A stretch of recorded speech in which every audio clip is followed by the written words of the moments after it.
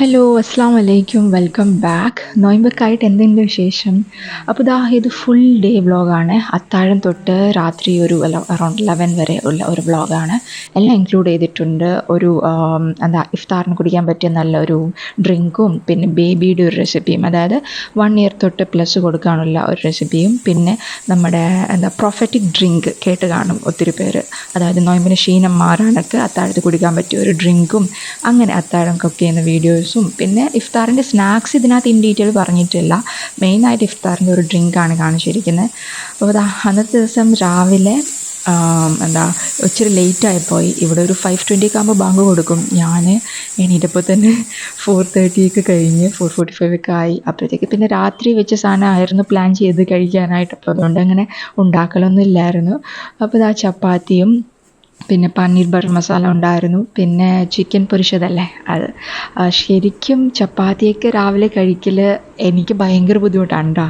പക്ഷേ ഇടയ്ക്കൊക്കെ അഡ്ജസ്റ്റ് ചെയ്യാം, കുഴപ്പമില്ല. അപ്പം തലേന്ന് അങ്ങനെ ഇച്ചിരി ടയർഡായതുകൊണ്ട് പിന്നെ ഒത്തിരി ഫുഡ് വെറുതെ വേസ്റ്റ് ചെയ്യണ്ടല്ലോ എന്ന് വിചാരിച്ചിട്ട് രാത്രി ഉണ്ടാക്കിയതായിരുന്നു ഒരു 9 മണിക്കൊക്കെ. അപ്പോൾ ചീത്താവത്തില്ലല്ലോ.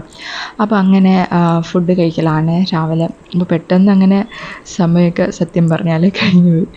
അപ്പോൾ ഫുഡെല്ലാം കഴിച്ച് കഴിഞ്ഞിട്ട് പിന്നെ ബാക്കി ഉള്ളതെല്ലാം ഒതുക്കലായിരുന്നു.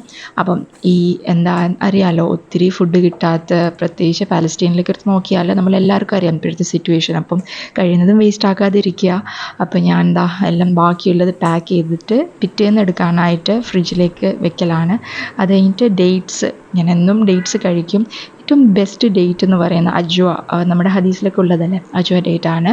അപ്പോൾ അത് ഒന്നേ ഉള്ളൂ എൻ്റെ കയ്യിൽ. പിന്നെ ബാക്കി രണ്ടും മബ്രൂം എടുത്ത് 2-3 ഡേറ്റ് കഴിക്കാൻ നോക്കാം കേട്ടോ. അപ്പം രാവിലെ ദാഹം വരത്തില്ല, ക്ഷീണമൊക്കെ വരത്തില്ല. അതിൻ്റെ ഗുണങ്ങളൊക്കെ എല്ലാവർക്കും അറിയാമായിരിക്കുമല്ലോ. അപ്പോൾ അങ്ങനെയൊക്കെ നിസ്കരിച്ച് ഓതലൊക്കെ കഴിഞ്ഞെല്ലാം കിടന്ന് പിന്നെ ഉച്ചക്കത്തെ ഉള്ള ലഞ്ച് എനിക്കല്ല മോക്കിലെ ലഞ്ച്. അപ്പോൾ ഇതൊരു ബേബീസിന് കൊടുക്കാൻ പറ്റിയ റെസിപ്പിയാണ്. ഒരു 8 months to 1 year പ്ലസ് കൊടുക്കാം. ഭയങ്കര ഹെൽത്തി ആയിട്ടുള്ളതാണ്, ഭയങ്കര എളുപ്പമാണ് ഉണ്ടാക്കാൻ. ഇപ്പം നോയമ്പല്ലാത്ത സമയത്ത് നമ്മൾ ചെയ്യുന്ന ഫുഡൊക്കെ ബേബീസിനൊക്കെ കൊടുക്കാമല്ലോ. പക്ഷേ നോയമ്പിൻ്റെ സമയത്ത് ബേബീസിന് എന്തായാലും ഉച്ചയ്ക്ക് വെച്ചാലേ പറ്റുള്ളൂ. അപ്പോൾ ഇങ്ങനെയൊക്കെ വെച്ച് കൊടുക്കുകയാണെങ്കിൽ ഒറ്റ കുക്കറിൽ നമുക്ക് എല്ലാം ചെയ്യാൻ പറ്റും. അതിനൊപ്പം തന്നെ ബാക്കി വെക്കുന്ന കാലം ഭയങ്കര ഹെൽത്തിയാണ്. ഇതിനകത്ത് ഞാൻ ഇതൊരു ദാലും റൈസും വെജീസൊക്കെ ഒരുമിച്ച് വെക്കുന്ന ഒരു കിച്ചടിയാണ്. അപ്പം ഇതുണ്ടാക്കാനായിട്ട് ഞാൻ ബട്ടർ ഇട്ട് കൊടുത്തിട്ടുണ്ട്. നിങ്ങളുടെ കയ്യിൽ ഗീയോ ബട്ടറോ എന്താണെന്ന് വെച്ചാൽ ഇടാം. എന്നിട്ട് അതിൻ്റെ മുകളിൽ നമ്മൾ ഗാർലിക്ക് ചെറുതായിട്ട് ചോപ്പ് ചെയ്തിട്ട്, പിന്നെ റേസൻസ്, മുന്തിരി, ഉണക്കമുന്തിരി, അങ്ങനെ ജസ്റ്റ് ഒന്ന് റോസ്റ്റ് ചെയ്ത് കഴിഞ്ഞിട്ട് നമുക്ക് ഒനിയൻ ഇടാം. തിൻലി സ്ലൈസ് ആയിട്ടുള്ള ചെറിയൊരു ഹാഫ് മതിയാവും, കുറച്ച് പോർഷനെല്ലാം ഉണ്ടാക്കുന്നുണ്ടല്ലോ. അപ്പം ജസ്റ്റ് ഒന്ന് റോസ്റ്റ് ചെയ്ത് കഴിഞ്ഞിട്ട് നിങ്ങളുടെ കയ്യിൽ ഏതാ വെജീസ് അവൈലബിൾ ആയിട്ടുള്ള അതിടാം. ഞാൻ ക്യാരറ്റും പൊട്ടറ്റോ ആണ് ഇടുന്നത്. പൊട്ടറ്റോ, ക്യാരറ്റ്, ഇതിൻ്റെയൊക്കെ ഗുണങ്ങൾ പറയുന്ന ആവശ്യമില്ലല്ലോ.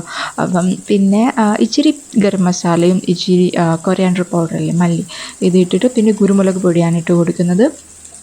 നിങ്ങൾ എന്താ പറയുക, മുളക് പൊടി കഴിയുന്നതും പിള്ളേർക്ക് ഒഴിവാക്കാം കേട്ടോ. പിള്ളേർക്ക് അത്ര നല്ലതല്ല, വലിയവർക്ക് മുളക് പൊടി നല്ലതല്ല, പക്ഷെ പിള്ളേർക്ക് കഴിയുന്നതും ഒഴിവാക്കാം. പിന്നെ ഞാൻ ബെൽ പെപ്പേഴ്സ് ഇട്ട് കൊടുക്കുന്നുണ്ട്. എൻ്റെ കയ്യിൽ ഗ്രീനും റെഡും ഉണ്ട്. അപ്പം ഞാൻ ഗ്രീൻ ക്യാപ്സിക്കം അല്ലേ അത്. അപ്പം പിന്നെ അതിന് മുകളിൽ ഞാൻ റൈസും പരിപ്പല്ലേ അതും, മറ്റേ നമ്മുടെ സാമ്പാർ പരിപ്പല്ലേ അത് ഞാൻ കുതിർത്ത് വെച്ചിട്ടുണ്ടായിരുന്നു. അപ്പം അതൊക്കെ ഇട്ട് കൊടുക്കലാണ്. അപ്പം നേരത്തെ അതൊക്കെ കുതിർത്ത് വെക്കുകയാണെങ്കിൽ നല്ലതാണ്. അപ്പം ഞാൻ എപ്പോഴും പറയുന്ന മാതിരി തലേന്ന് വെക്കാൻ പറ്റിയില്ലെങ്കിൽ ചൂടുവെള്ളം ഒഴിച്ചിട്ട് ഒരു അരമണിക്കൂർ കാസറോളിൽ വെച്ചാൽ മതി. പിന്നെ മിക്സ് ചെയ്ത് കൊടുക്കുക. നിങ്ങൾ ഉപ്പ് ഈ സമയത്ത് ചേർക്കുക കേട്ടോ. പക്ഷേ ഞാൻ ഉപ്പിൻ്റെ പകരം റോരിഹാഗുറോ ആണ് ചേർക്കുന്നത്. അത് നിങ്ങൾക്ക് ഉണ്ടാവാൻ വഴിയില്ല, ലക്ഷദ്വീപിലുള്ള ആൾക്കാരാണെങ്കിൽ മനസ്സിലാവും. അത് ഞാൻ പറഞ്ഞുതരാം കേട്ടോ എന്താ സംഭവം. പിന്നെ നമ്മൾ കൊറിയാൻഡർ ലീവ്സ് അല്ലേ, അതെല്ലാം ഇട്ടിട്ട് പിന്നെ ആവശ്യത്തിന് വെള്ളം ഒഴിച്ച് കൊടുക്കുക.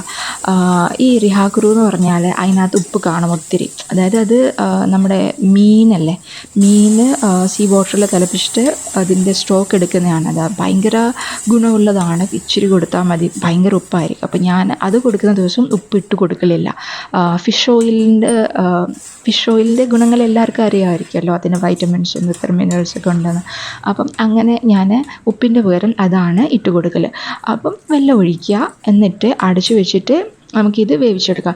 വെള്ളം ഇച്ചിരി അധികം ഒഴിച്ചാലും കുഴപ്പമില്ല, ബേബീസിന് കൊടുക്കുന്നുണ്ട്. പ്രശ്നമില്ല. അപ്പോൾ നമുക്കൊക്കെ ആണെങ്കിൽ അതിൻ്റെ അളവനുസരിച്ച് അറിയാമല്ലോ, 1:2 ആ ഒരു റേഷ്യോയിൽ എടുത്താൽ മതി. പിന്നെ പച്ചമുളകൊന്നും ഇടുന്നില്ല. പിന്നെ ഇച്ചിരി കുഴഞ്ഞു പോയാലും ബേബീസിന് കൊടുക്കാൻ നല്ലതല്ലേ, അപ്പോൾ അതുകൊണ്ട് കുറച്ചധികം വെള്ളം ഒഴിച്ച് അങ്ങനെ അടച്ചു വെച്ചിട്ട് ഒരു മീഡിയം ഫ്ലെയിമിൽ ഒരു 4-5 വിസിൽ, എന്ന് വെച്ചാൽ പൊട്ടറ്റോയും ക്യാരറ്റൊക്കെ അപ്പോഴത്തേക്ക് വെന്ത് കിട്ടും. ക്യാപ്സിക്കം പറയണ്ടല്ലോ, പെട്ടെന്ന് വേവും. ബാക്കി ദാലും റൈസൊക്കെ ഞാൻ കുതിർത്ത് വെച്ചുകൊണ്ട് അതും പെട്ടെന്ന് വെന്ത് കിട്ടും. അങ്ങനെ അടച്ചു വെച്ചിട്ട് നമുക്കിത് വേവിച്ചെടുക്കാം. അപ്പോൾ ദാ ഈ ഒരു പരുവ് ഇങ്ങനെ ആയിരിക്കും ഇത് വരുന്നത്. എല്ലാം നന്നായിട്ട് ഇങ്ങനെ ഒരു കുഴഞ്ഞൊരു പരുവത്തിൽ കിട്ടും. ഇത് ചൂട് ഇച്ചിരി ആരും ഇച്ചിരി ഒന്ന് ഹാർഡായിട്ട് വരും കേട്ടോ. അപ്പം സ്പൂൺ വെച്ച് ഫീഡ് ചെയ്യുന്ന ആവശ്യമില്ല. കൈ വെച്ച് തന്നെ ഇപ്പം നമ്മൾ കറിയൊക്കെ ഒഴിച്ച് കൊടുക്കുന്ന ആ ഒരു ഇതിലാണ് നിൽക്കുന്ന കൺസിസ്റ്റൻസിയാണ്. പിന്നെ പീസസ് സെപ്പറേറ്റും ഉണ്ട്. പക്ഷേ അതേസമയം നമുക്ക് ജസ്റ്റ് ഒന്ന് പ്രസ് ചെയ്താൽ മതിയാവും. ഇത് അരിഹാക്കുരു. ഇത് ഞാൻ പണ്ട് ഏതോ ഒരു വ്ലോഗിൽ കാണിച്ചിട്ടുണ്ടായിരുന്നു. അപ്പോൾ അങ്ങനെ ലഞ്ചൊക്കെ കൊടുത്തു. പിന്നെ ഞാൻ പറഞ്ഞല്ലോ, ഇത് ഞാൻ റീലായിട്ട് അപ്ലോഡ് ചെയ്തിട്ടുണ്ട്. അത് വേണമെങ്കിൽ നിങ്ങൾക്ക് കാണാം. പിന്നെ ഞാൻ ഇതിനകത്ത് റെസിപ്പി പറഞ്ഞു തരാം. ഇത് നമ്മുടെ മൊഹബത്ത് കാ സർബത്ത് അല്ലേ, അത് ഇവിടെ കേരളത്തിൽ കൂടുതൽ എനിക്ക് തോന്നുന്നു കസ്കസും മിൽക്ക് മെയ്ഡൊക്കെ ഇട്ടിട്ടാണ് യൂസ് ആക്കൽ. പക്ഷേ അതിൻ്റെ ആവശ്യമില്ല. ഇത് ഒറിജിനൽ ഡൽഹി സ്ട്രീറ്റ് സ്റ്റൈലാണ്. ഇത് ഉണ്ടാക്കാനായിട്ട് നമ്മുടെ വാട്ടർമെലൺ ചെറുതായിട്ട് ചോപ്പ് ചെയ്യുക. അത് ഗ്ലാസ്സിലേക്ക് ഇട്ടിട്ട് നല്ല തണുത്ത പാൽ ഒഴിച്ച് കൊടുക്കുക കേട്ടോ. എന്നിട്ട് അതിന് മുകളിൽ റോസ് സിറപ്പ് ഇട്ട് കൊടുക്കുക. വീണ്ടും തണുത്ത പാൽ ഒഴിച്ച് ടോപ്പ് ചെയ്യുക. പഞ്ചസാര നിങ്ങളുടെ ടേസ്റ്റിനനുസരിച്ച് ഇടാം. ഞാൻ വാട്ടർമെലന് പഞ്ചസാര കലക്കിയിട്ട് ഇട്ട് കൊടുത്തിട്ടുണ്ട്. പിന്നെ ജസ്റ്റ് ടോപ്പ് ചെയ്യാനായിട്ട് ഒരു പീസ് വാട്ടർമെലനും പിന്നെ മിൻറ്റ് ലീവ്സൊക്കെ ഇട്ട് കൊടുത്തിട്ടുണ്ട്. അപ്പോൾ സംഭവം റെഡിയായി. ഭയങ്കര എളുപ്പമാണ് ഉണ്ടാക്കാനായിട്ട്. ഗസ്റ്റൊക്കെ ഉള്ളപ്പം ചുമ്മാ സ്റ്റാർ ആവാൻ പറ്റും ഇതൊക്കെ ഉണ്ടാക്കിയാൽ കേട്ടോ. അപ്പോൾ എല്ലാവരും ട്രൈ ചെയ്തിട്ട് അഭിപ്രായം പറയാനേ. പിന്നെ നമ്മുടെ ഇഫ്താറിൻ്റെ സമയത്ത് ഞാൻ ബ്രെഡ് പിസ്സ ആയിരുന്നു ഉണ്ടാക്കിയത്. ഇതിൻ്റെ റെസിപ്പീസ് ഞാൻ ഷെയർ ആക്കലുണ്ട്. പിന്നെ ഇത് ഇവിടെ അടുത്തുനിന്ന് ഒരാളെ കൊണ്ട് തന്നെയാണ്. പിന്നെ നമ്മൾ സ്പ്രിംഗ് റോളും നമ്മുടെ പക്കോട അല്ലേ, പക്കോട ഇവിടെ മസ്റ്റാണ് എപ്പോഴും. ഇതായിരുന്നു ഇഫ്താറിൻ്റെ മെനു. അങ്ങനെ അതിൻ്റെ റെസിപ്പീസ് ഞാൻ പറഞ്ഞ മാതിരി വ്ളോഗിൽ ഇൻക്ലൂഡ് ആക്കിയിട്ടില്ല. ബിക്കോസ് ഒത്തിരി ഇല്ലെങ്കിൽ വലിയ വ്ളോഗായി പോകുമല്ലോ. അങ്ങനെ രാത്രി പിറ്റേന്നത്തെ അത്താഴത്തുള്ള ഫുഡ് ഉണ്ടാക്കാനായിട്ട് കയറിയതാണ്. ഒന്നുമില്ല, ഞാൻ പറഞ്ഞല്ലോ നേരത്തെ ചപ്പാത്തി കഴിച്ചപ്പോൾ എനിക്കങ്ങനെ അത്താഴത്തെ മെയിൻലി എനിക്ക് ഫുഡ് കഴിക്കാൻ ഭയങ്കര ബുദ്ധിമുട്ടാണ്. പക്ഷേ ചോറും തേങ്ങാപ്പാലും ആണ് മെയിനായിട്ട്. ഫിഷ് ഫ്രൈ ഞാൻ കഴിക്കുക. പക്ഷേ എനിക്കിവിടെ ഫിഷില്ല ഇപ്പം. എനിക്ക് ഇവിടുത്തെ ഫിഷ് അത്ര ഒന്നും പറ്റത്തില്ല. നാട്ടിലത്തെ ഫിഷ് മുള്ളൊന്നും കാണില്ല. അപ്പം അങ്ങനെ പിന്നെ ഞാൻ മുരിങ്ങ ഉള്ളതുകൊണ്ട് മുരിങ്ങയുടെ കറിയും ചോറും പിന്നെ ചിക്കൻ പൊരിച്ചത് അങ്ങനെ എടുക്കാമെന്ന് വിചാരിച്ചു. അപ്പോൾ ചിക്കൻ പൊരിച്ചത് ആക്ച്വലി സാധാരണ ചിക്കൻ പൊരിച്ചത് തന്നെ. അപ്പോൾ അത് ഇതിനകത്ത് കാണിക്കുന്നില്ല. ഇതിനകത്ത് മുരിങ്ങാക്കറിയും വെണ്ടയ്ക്ക തോരനും ഒക്കെ കാണിക്കുന്നുണ്ട്. അപ്പം ബേസിക്കായിട്ട് ഉണ്ടാക്കാൻ പറ്റുക. പിന്നെ ഞാൻ കയറി കഴിഞ്ഞപ്പോഴാണ് റിയലൈസ് ചെയ്തത് സവോള ഇല്ലെന്ന്. അപ്പം എല്ലാം അങ്ങ് ഒപ്പിക്കലായിരുന്നു സത്യം പറഞ്ഞാൽ. ചോറ് നമ്മൾ 2 പേർക്കായതുകൊണ്ട് അധികമൊന്നുമില്ല. അങ്ങനെ പെട്ടെന്ന് വേവുന്നതാണ് പൊന്നി റൈസ്. അപ്പം നമുക്ക് കുക്കറിൽ അങ്ങനെ വെക്കുന്ന ആവശ്യമൊന്നുമില്ല. പിന്നെ ഞാൻ കഴിയുന്നതും കുക്കർ യൂസ് ആക്കലില്ല രാത്രി. അത് വേറെന്ന് വെച്ചാൽ മോൾ ഉറങ്ങിക്കഴിഞ്ഞിട്ടാണ് ഞാൻ ഈ പരിപാടിക്ക് ചെയ്യുക.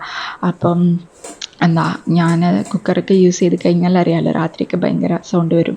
ഇത് ഒരു 9-9:30 ആകുമ്പോൾ ഉണ്ടാക്കി വെക്കും കേട്ടോ. അതാകുമ്പോൾ നമുക്ക് പിറ്റേന്ന് രാവിലെ എണീറ്റിട്ട് അങ്ങനെ ഉണ്ടാക്കുന്ന ആവശ്യമില്ല. അഥവാ ലേറ്റായി കഴിഞ്ഞാലോ അങ്ങനെ. ഞാനിത് സത്യം എന്താണെന്ന് വെച്ചാൽ അടച്ച് വെച്ച് വേവിക്കാൻ പറ്റുമെന്ന് നോക്കുവാണ്. പക്ഷേ അത് നടക്കുന്നില്ല. എന്ന് വെച്ചാൽ പൊങ്ങി വരും ഫുള്ളും. അപ്പം അടച്ച് വെച്ച് വെച്ചാൽ ഞാൻ വിചാരിച്ചു കുറച്ചുകൂടി പെട്ടെന്ന് അങ്ങനെ ആവുമല്ലോ. പക്ഷേ ഇല്ല, നടക്കുന്നില്ല, ഒരു ചാൻസ് ഇല്ല. അപ്പം അങ്ങനെ അത് മാറ്റി വെച്ചതാണ്. അപ്പം ഫുൾ തീയിൽ വെച്ച് തന്നെ ചോറിൽ തുപ്പിട്ടിട്ട് തന്നെ വേവിക്കാനായിട്ട് വെച്ചിട്ടുണ്ട്.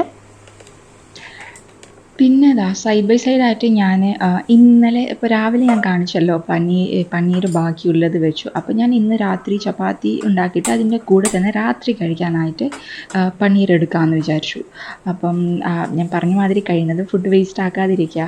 അപ്പം അങ്ങനെ എന്തെങ്കിലും ബാലൻസ് ഉണ്ടെങ്കിൽ നമ്മൾ ഫ്രിഡ്ജിൽ അപ്പോൾ തന്നെ അധികം സമയം എടുക്കാതെ കഴിച്ച ഉടനെ തന്നെ ഫ്രിഡ്ജിൽ സൂക്ഷിച്ച് വെക്കുകയാണെങ്കിൽ പിറ്റേന്ന് എടുക്കാൻ പറ്റും കേട്ടോ. പക്ഷേ ഇനിയിപ്പോൾ ചൂടായി കഴിഞ്ഞ് പിന്നെയും വെക്കാനൊന്നും പോകണ്ട, അത് ചിലപ്പോൾ പണി കിട്ടും. അത് പിന്നെ ജസ്റ്റ് ഒന്ന് ഇത് അടച്ചു വെച്ചിട്ട് ലോ ഫ്ലെയിമിൽ വേവിച്ചെടുത്താൽ മതി. ഓവൻ ഉണ്ടെങ്കിൽ ഓവന് മൈക്രോവേവിൽ ചെയ്യുന്നവർക്കാണെങ്കിൽ അങ്ങനെയും ചെയ്യാം കേട്ടോ. ഞാനിപ്പോൾ ഇവിടെ മൈക്രോവേവ് ഇല്ല, കണ്ട് മനസ്സിലാവും, ചെറിയ കിച്ചണാണ്. അപ്പോൾ ഞാനങ്ങനെ മൈക്രോവേവ് വെച്ചിട്ടില്ല. അപ്പോൾ ഇങ്ങനെ ജസ്റ്റ് ഒന്ന് അടച്ചു വെച്ചിട്ട് വേവിക്കലാണ്. പിന്നെ നിങ്ങൾക്ക് ഇപ്പം ഇത് കറിയൊക്കെ നമുക്ക് എളുപ്പമാണ്, ഇച്ചിരി വെള്ളം ഒഴിച്ചാൽ മതിയല്ലോ. അല്ലാണ്ട് ഇപ്പം ഡ്രൈ ആയിട്ടുള്ള ഐറ്റംസ് അല്ലേ, ഇപ്പം ഫോർ എൻ എക്സാമ്പിൾ പറഞ്ഞു പിസ്സയ്ക്ക് നമുക്ക് ചൂടാക്കാനാണെങ്കിൽ എങ്ങനെയാണ് നമ്മൾ ചൂടാക്കൽ, ഓവനിലിട്ടിട്ടില്ലേ ചൂടാക്കൽ. പക്ഷെ അങ്ങനെയല്ല, ഇതിൽ നമുക്ക് ചെയ്യാൻ പറ്റും കേട്ടോ. നമ്മൾ എന്താ ചെയ്യുന്നത് വെച്ചാൽ ലോ ഫ്ലെയിമിൽ അടച്ചു വെച്ചിട്ടേ പിസ്സ വെച്ചിട്ട് ജസ്റ്റ് ഒരു 4-5 ഡ്രോപ്പ് വെള്ളം ഒഴിച്ച് കൊടുത്തിട്ട് ലോ ഫ്ലെയിമിൽ വെച്ചിട്ട് ആ ഒരു ആവിയിൽ ആവും കേട്ടോ. അപ്പോൾ മൈക്രോവേവിൻ്റെ അതേ എഫക്റ്റ് തന്നെ കിട്ടി സോഫ്റ്റായിട്ട് വരും. അപ്പോൾ നിങ്ങൾ അങ്ങനെ ട്രൈ ചെയ്തിട്ടില്ലെന്നുണ്ടെങ്കിൽ മൈക്രോവേവ് ഇല്ലാത്തവർ ഏത് സാധനവും സ്നാക്സ് ആയിക്കോട്ടെ, ഇപ്പം ഉച്ചയ്ക്ക് ഉണ്ടാക്കിയിട്ട് വൈകുന്നേരത്തേക്ക് ചൂടാക്കാനാണെങ്കിൽ അങ്ങനെ ചൂടാക്കി നോക്കട്ടോ. അപ്പം അത് ഭയങ്കര ഹെൽപ്ഫുള്ളാവും. പിന്നെ ഞാൻ പറഞ്ഞല്ലോ വെണ്ടക്ക അതുണ്ടാക്കാനായിട്ട് വെച്ച് കൊടുത്തിട്ടുണ്ട്, വെണ്ടക്ക ഉണ്ടാക്കാനായിട്ട്. അപ്പോഴാണ് ഈ പറഞ്ഞ മാതിരി റിയലൈസ് ചെയ്തത് ഒണിയനില്ലെന്ന് തീർമാനിക്കായിരുന്നു. അപ്പോൾ കുഴപ്പമില്ല, എല്ലാം അങ്ങ് ഒപ്പിച്ചിട്ട് വെക്കാമെന്ന് വിചാരിച്ചു. കഴിയുന്നതും നോയമ്പ് സമയത്ത് ഞാൻ ഇങ്ങനെ കോക്കനട്ട് ഓയിലാണ് യൂസ് ആക്കാൻ നോക്കുന്നത്. പൊരിക്കാനാണെങ്കിൽ മാത്രം വെജിറ്റബിൾ ഓയിൽ, സൺഫ്ലവർ ഓയിലോ ഏതെങ്കിലും വെജിറ്റബിൾ ഓയിൽ യൂസ് ചെയ്യാം. അല്ലാണ്ട് കൂടുതലും ഞാൻ നോയമ്പിൻ്റെ ടൈമിൽ അങ്ങനെ പനീർ ഉണ്ടാക്കിയാലും നോർത്ത് ഇന്ത്യൻ റെസിപ്പീസ് ഉണ്ടാക്കൽ ഇച്ചിരി കുറവാണ്. ബിക്കോസ് അതിനകത്ത് വെജിറ്റബിൾ ഓയിലാണ് കൂടുതലും യൂസ് ആക്കൽ. പക്ഷേ വെജിറ്റബിൾ ഓയിൽ യൂസ് ചെയ്താൽ ചിലർക്ക് ഇങ്ങനെ ഗ്യാസിൻ്റെ ഇഷ്യൂ, രാവിലെ കഴിക്കലില്ലല്ലോ, അങ്ങനെ വരാൻ ചാൻസ് ഉണ്ട്. പിന്നെ അതിൻ്റെ സൈഡ് ബൈ സൈഡ് എണ്ണ ചൂടാവുന്ന സമയം കൊണ്ട് ഞാൻ നമ്മുടെ മുരിങ്ങ കറിയാണ് വെക്കുന്നത്. തേങ്ങാപ്പാൽ വെച്ചിട്ട് മുരിങ്ങക്കറി, അതും ഒരു ഒപ്പിച്ചിട്ട് വെക്കുക എന്ന് പറയാം. അത് തേങ്ങ ഇല്ലാത്തതുകൊണ്ട്, നമ്മുടെ ഒണിയൻ ഇല്ലാത്തതുകൊണ്ട്. അപ്പം ഞാൻ അതിനകത്ത് തേങ്ങയുടെ പീസസ് ഇട്ടിട്ട് മുരിങ്ങക്കറി സിമ്പിളായിട്ട് നമ്മളെല്ലാവർക്കും അറിയായിരിക്കും. ഞാനിങ്ങനെ വെക്കുന്നത് വലിയ ജീരകം, തേങ്ങ, തക്കാളി, പിന്നെ പച്ചമുളക്, കറിവേപ്പില ഇതെല്ലാം ഇട്ടിട്ട് സവോള കൂടി ഇടണം. എൻ്റെ കയ്യിൽ ഇല്ലാത്തതുകൊണ്ട് ഞാനത് ഇടുന്നില്ല. പിന്നെ ഇച്ചിരി മഞ്ഞൾപ്പൊടി, ഇത് എല്ലാം ഇട്ടിട്ട് നമുക്ക് നന്നായിട്ട് മിക്സി ജാറിൽ ഇച്ചിരി വെള്ളം ഒഴിച്ചിട്ട് നന്നായിട്ട് അരച്ചെടുക്കണം. ഫുള്ളി ക്രീമി പേസ്റ്റ് ആക്കണം കേട്ടോ. ഇല്ലെങ്കിൽ ഫുള്ളി അത് ആയില്ലെങ്കിൽ എന്താ പറയുക, ഇങ്ങനെ ഒരുമാതിരി തരിമാതിരി നിൽക്കും. അപ്പോൾ സൈഡിൽ എണ്ണ ചൂടായിട്ടുണ്ട്, അതിലേക്ക് ഞാൻ ഉലുവ ഇട്ട് കൊടുത്തിട്ടുണ്ട്. കടുക് ഇടുന്നവർക്ക് ഇടാം കേട്ടോ, ഞാൻ ഇടുന്നില്ല. പിന്നെ ഞാൻ ഇതിൽ തന്നെ പച്ചമുളകും ഒക്കെ എല്ലാം ഒരുമിച്ച് വെച്ചിട്ടാണ്, സവോള ഇല്ലാത്തതുകൊണ്ട് സെപ്പറേറ്റ് വേവിക്കാൻ നിന്നില്ല. അപ്പം അതിൽ വെണ്ടയ്ക്കയും ഇഞ്ചി, വെളുത്തുള്ളി, കറിവേപ്പില, പച്ചമുളക് ഒക്കെ ഇട്ടിട്ട് ലോ ഫ്ലെയിമിൽ അടച്ചു വെച്ചിട്ട് വേവിച്ചെടുക്കലാണ്. പിന്നെ മസാല ഒന്നും ഇടുന്നില്ല, പ്രത്യേകിച്ച് രാവിലെ കഴിക്കാനായതുകൊണ്ട് അതിനകത്ത്. ഇല്ലെങ്കിലും വെണ്ടയ്ക്ക ഉണ്ടാക്കുമ്പോൾ അങ്ങനെ ഇടലില്ല. മഞ്ഞളും ഉപ്പും മാത്രം, ആദ്യം മഞ്ഞൾ മാത്രം ഇട്ട് കൊടുക്കുക. ഉപ്പ് ഇട്ട് കൊടുത്തു കഴിഞ്ഞാൽ എല്ലാം ഇങ്ങനെ സ്റ്റിക്കി ആയിട്ട് മാറും, പ്രത്യേകിച്ച് വെണ്ടയ്ക്ക ഉണ്ടാക്കുമ്പോൾ കേട്ടോ. അപ്പം ഒരു മീഡിയം ഫ്ലെയിമിൽ വെച്ചിട്ട് അടച്ചു വെച്ചിട്ട് വേവിക്കാം. ലോ ഫ്ലെയിമിൽ ഒത്തിരി, ഇപ്പോൾ എനിക്ക് ക്വാണ്ടിറ്റി കുറവാണല്ലോ അതിനകത്ത്, ഒത്തിരി ഉണ്ടെങ്കിൽ നമ്മൾ ലോ ഫ്ലെയിമിൽ അടച്ചു വെച്ചിട്ട് വെച്ചാൽ ചിലപ്പം ഇങ്ങനെ ഒട്ടിപ്പിടിക്കുന്ന മാതിരി വരാൻ ചാൻസ് ഉണ്ട്. അപ്പോൾ അങ്ങനെ വരാതിരിക്കാനായിട്ട് ഇച്ചിരി നാരങ്ങ നീരോ വിനീഗറോ ഇട്ട് കൊടുക്കാം, അപ്പോൾ അങ്ങനെ വരത്തില്ല. അപ്പോൾ സ്റ്റിർ ചെയ്തിട്ട് നമ്മൾ ഇത് അടച്ചു വെച്ചിട്ട് വേവിക്കാൻ പോവാണ്. ഉപ്പ് പറഞ്ഞ മാതിരി എടുക്കാൻ നേരത്തെ ഇട്ട് കൊടുക്കും. ബിക്കോസ് ഉപ്പിട്ട് കൊടുത്തിട്ട് അടച്ചു വെച്ചിട്ടുണ്ടെങ്കിൽ പറഞ്ഞ മാതിരി ഇങ്ങനെ ഒട്ടിപ്പിടിച്ചിട്ട് കുഴകടാന്നൊക്കെ ഇരിക്കും. അപ്പോൾ അതിൻ്റെ ആവശ്യമില്ല നമുക്ക് അങ്ങനെ. അപ്പോൾ അത് വെച്ചിട്ട് ബാക്കി ഞാൻ കറി ഉണ്ടാക്കാനായിട്ട് ഇങ്ങനെ നോക്കായിരുന്നു. അപ്പം അതിങ്ങനെ അരച്ചെടുക്കാനായിട്ട് പോവാണ്.